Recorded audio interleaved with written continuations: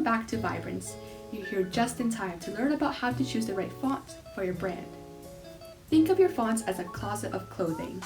You have your basic staples, like Canva's defaults, which is Open Sans Light, as well as the classic serif and sans serif fonts. In your closet, those are the layering pieces or essentials that you end up wearing the most, like a white tee or blue jeans. Then you have the more interesting, attention-grabbing ones that others will associate your brand with, and this should only be used in small doses, like an embellished jacket. So these correspond with the cursive, handwriting, futuristic, and other attention-grabbing typefaces. Now let's get more into detail about basic fonts, which are essential ones that should be the most legible and easy to read. Now, what sort of choices do you have?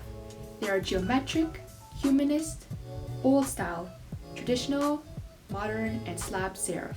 Geometric fonts are clean, modern, and minimal. However, they can appear cold and distant. Humanist fonts are similar to geometric, but have a bit more variation in the thick and thinness of the letters, so it appears more empathetic. Old style has tons of contrast between thick and thin strokes, with curved letters tending to lean towards the left. Like the name suggests, they are the most classic and traditional. Transitional and modern typefaces emerged after old style. They appear sharper and more dynamic as a sort of in-between of old style and geometric. Lastly, slab serifs have no contrast between thick and thin, but have solid rectangles at the end.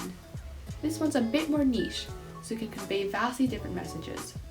Now that you've selected your closet staples, which is usually the body text, let's move up the hierarchy to your title and subtitle. Make sure your chosen typefaces are distinguishable enough from each other.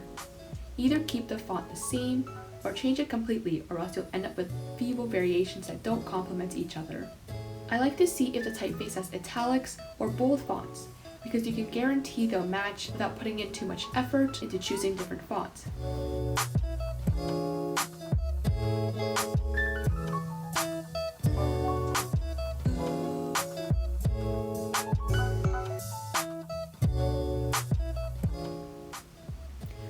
However, if you choose to mix between the 6 font types, the only real way to find out if they look good is through experimentation, such as League Spartan and Liber Baskerville.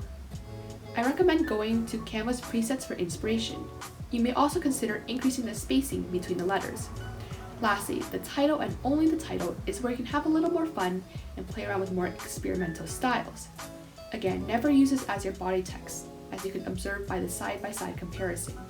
So to sum it all up, keep your closet small, establish your hierarchy of fonts, ensure legibility and readability, but don't be afraid to break the rules. I'll end the video this time with some great font combinations that Canva offers.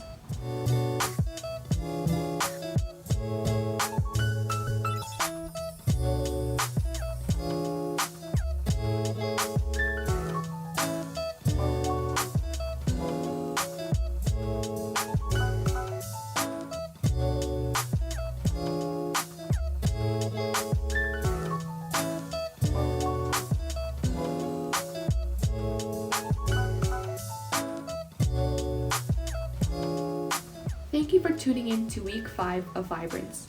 The final week is a fun one, where I'll walk you through how to create a variety of media using everything we've learned thus far using Canva. Bye everyone!